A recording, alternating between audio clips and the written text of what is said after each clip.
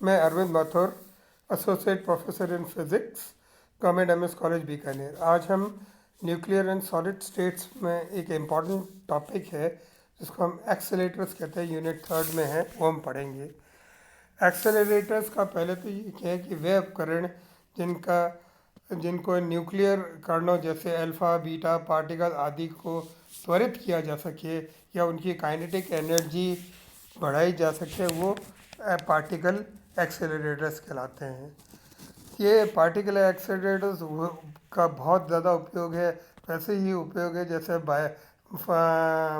Microscope, biologist के लिए microscopic है, या एक एस्ट्रोनॉट के लिए टेलीस्कोप का उपयोग। हम पार्टिकल एक्सेलरेटर्स को कई तरह से वर्गीकरण कर सकते हैं। जैसे पार्टिकल एक्सेलरेटर्स विशेष तरह एक तो लीनियर एक्सेलरेटर्स होते हैं, एक साइक्लिक होते हैं जिनको हम घुमा सकते हैं। लीनियर एक्सेलरेटर्स के फिर दो ट्यूब होते हैं, ड्रिफ्ट ट्यूब या लीनियर एक्सेलरेटर लिनैक कहते हैं, या दूसरा वेव गाइडेड या यूनैक कहते हैं। उसी तरह साइक्लिक एक्सेलरेटर में भी हमारे पास कई वर्गीकरण हैं। एक साइक्लोट्रॉन है, बीटाट्रॉन है। साइक्लोट्रॉन में भी फिर दो हो जाते हैं, सिंक्रोस्ट्रॉन और सिंक्रोसाइक्लोट्रॉन, और प्रोटॉन साइक्लोट्रॉन, और ये कुछ वर्गीकरण का विशेष। हमें इसमें एक मैं ये बताना रह गया था कि साइक्लिक एक्सेलेरेटर के लिए कोई भी हमें आयरन सोर्स की ज़रूरत होती है। विभिन्न प्रकार के आयरन सोर्स हो सकते हैं। आयरन सोर्स वो है जिस पार्टिकल को हमें एक्सेलरेट करना है उसका है। सबसे पहले जो हमारा टॉपिक है वो है लीनियर एक्सेलरेटर, या जिसको लिनैक या डिफ्ट ट्यूब एक्सेलरेटर कहते हैं। हिंदी में उसको अप्रवाह नलिका त्वरित या लीनियर रेखिक त्वरित कहते हैं। एक रेखिक त्वरित में हम ये जानते हैं एक ऐसी डिवाइस है जिसमें भिन्न भिन्न लंबाइयों की धातु की बेलनाकार ड्रिफ्ट ट्यूब्स बनी हुई होती हैं, जिनके बीच के मध्यम दूरी के अंतराल में एक गैप होता है। और इस गैप में हम वोल्टेज, इसका जो कंस्ट्रक्शन है वो प्रिंसिपल तो वही है।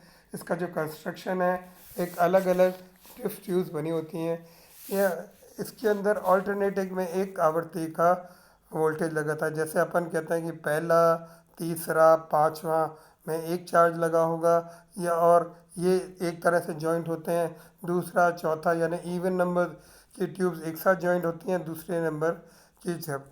इसमें अगर पहली ड्रिफ्ट ट्यूब नेगेटिवली चार्ज है तो दूसरी ड्रिफ्ट ट्यूब पॉजिटिवली चार्ज होगी। इसी तरह तीसरी नेगेटिव हो जाएगी, और इस तरह ये इनके जोड़ होते रहते, ये बनते हैं। इनमें अलग अलग संख्याओं की नलिका होती हैं। अगर इसमें दूसरा डायग्राम मैंने आपको ये बताया कि अगर पहली नेगेटिव है तो दूसरी नेगेटिव हो जाती। इसका वर्किंग कैसे होता है कि अब ये लंबाइयों क्या है, जबकि सपोज कि इनको हम काम कैसे लेते हैं कि सपोज एक पॉजिटिवली चार्ज आयन किसी आयन सोर्स से निकलता है। आयन सोर्स विभिन्न प्रकार के हो सकते हैं, ये अपन बाद में चलेंगे। जो लेफ्ट राइट के इसके अंदर एक्सिस में प्रभाव होता है, तो जैसे ही उसको जब धन आयन के लिए आगे आगे तो जैसे ही वो एक पार्टिकल निकलता है तो इनिशियली उसकी एनर्जी, उसकी गतिक ऊर्जा कम होती है, तो वो उसको पॉजिटिव नेगेटिव चार्ज देखता है तो वो एक्सेलरेट हो जाता है। और जैसे ही वो इस एक्सेलरेट ड्रिफ्ट ट्यूब के अंदर वो एक समान वेग से बिना कोई एक्सेलरेशन चलता है, मगर जैसे ही वेग से जैसे ही वो उस ट्यूब से बाहर निकलता है तो उस तब तक ऐसा हो जाना चाहिए कि वो इनका एक्सेलरेटर में, इनमें लीनियर एक्सेलरेटर में इनकी पोटेंसी या पोटेंशियल बदल जाता है और उसको दोबारा एक नेगेटिव चार्ज मिलता है, और वो गैप के अंदर एक्सेलरेट होता है, बाहर निकलते हैं, न आगे वाले निवट करवाता है। अर्थात ये क्रम समय के अंतराल टाइम पीरियड टी के हिसाब से। अब इसका एक ये है कि जैसे जैसे अलग अलग वो ड्रिफ्ट नलिकाओं में चलता है तो उसकी लंबाई बढ़ती जाती है, क्योंकि गतिक ऊर्जा बढ़ने के कारण उसको कम समय में, उतने ही समय में वो ज़्यादा दूरियां तय करेगा। तो हम ये कहते हैं कि वो सिर्फ ड्रिफ्ट ट्यूब के अंदर तो वो स्थिर वेग से चलता है, मगर वो गैप में त्वरित होता है।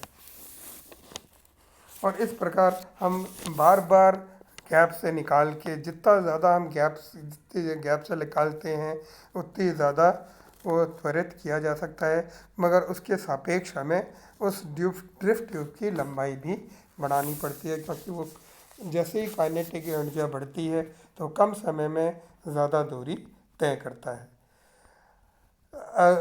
इसको हम हम इसको इलेक्ट्रॉन की लंबाई को बढ़ाते रहते हैं कि जिससे वो speed of the positive ion को कंट्रोल कर सके।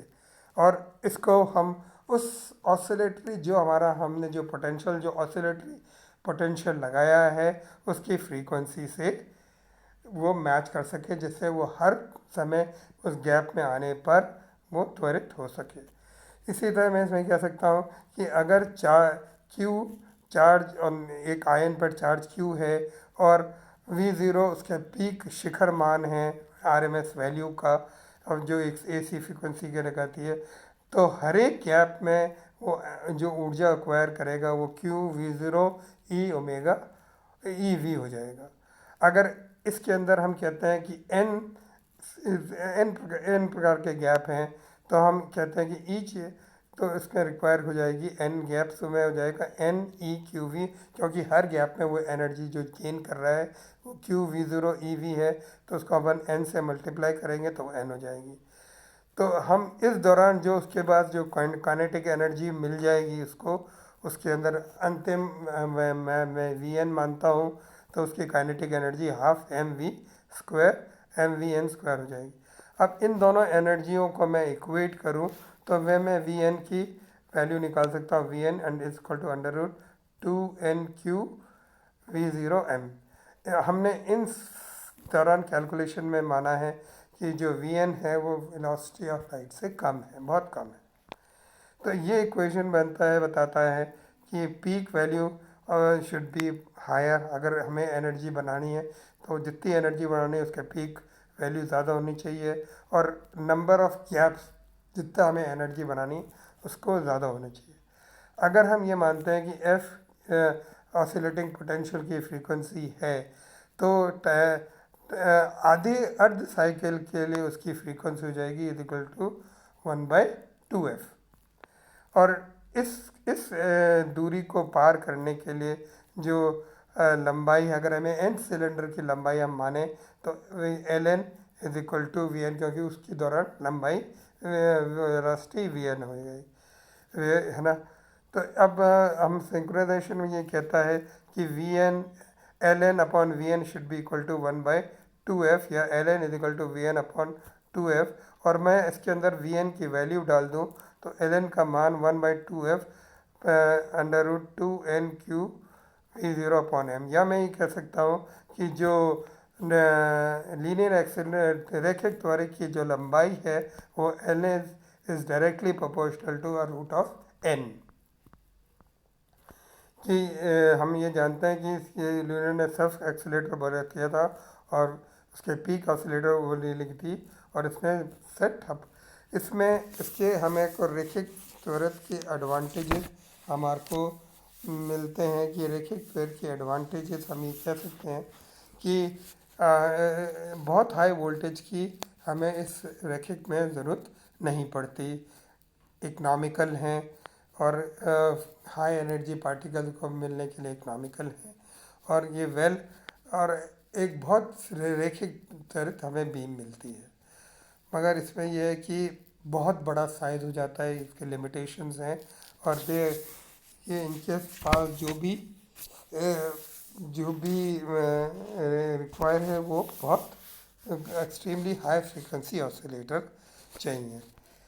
आधुनिक रैखिक त्वरण को करने के लिए तरंगदैर्घ्य वाइक हम ये जानते हैं कि ड्रिफ्ट ट्यूब हम इसमें एक्सेलरेटर्स को त्वरित नहीं कर पाते। कि इसके अंदर हम ये जानते हैं कि drift tube accelerator lower frequency 3 are used, ये पावर इसमें बहुत ज़्यादा होता है और लेंथ ऑफ द ट्यूब बहुत ज़्यादा बड़ी हो जाती है। तो इसको हम पॉसिबल नहीं कर सकते, तो इसलिए हम उसको वेवलेंथ ऑसिलेटर का, इसमें एक विशेष प्रकार की नलिका होती है जिसमें दोलन विद्युत क्षेत्र सीमित किया जा सकता है। इन दोलनीय विद्युत क्षेत्रों की आवृत्ति 3000 मेगाहर्ट्ज या अप्रॉक्सीमेटली 2 MeV के आसपास किया जाता है। इस प्रकार के त्वरित करने के लिए हम इसको वेवगाइड कहते हैं, और इन वेवगाइड्स के द्वारा हम इलेक्ट्रॉन्स को त्वरित कर सकते हैं और इससे हम ऊर्जा का मापन कर सकते हैं और ऊर्जा में उच्च ऊर्जा की प्राप्ति हो सकती है। इसका ड्रिफ्ट ट्यूब की हमने इसको इस टाइप का बना रखा है, और many electron accelerators are used for this purpose.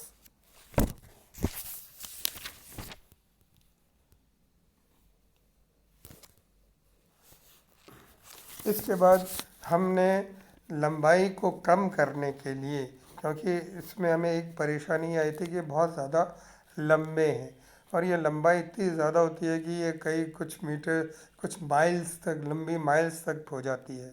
तो इसको कम करने के लिए हमने इसको थोड़ा सा सर्कुलर शेप दे दिया, जिसको हम अगले टर्न पर पढ़ेंगे। Thank you.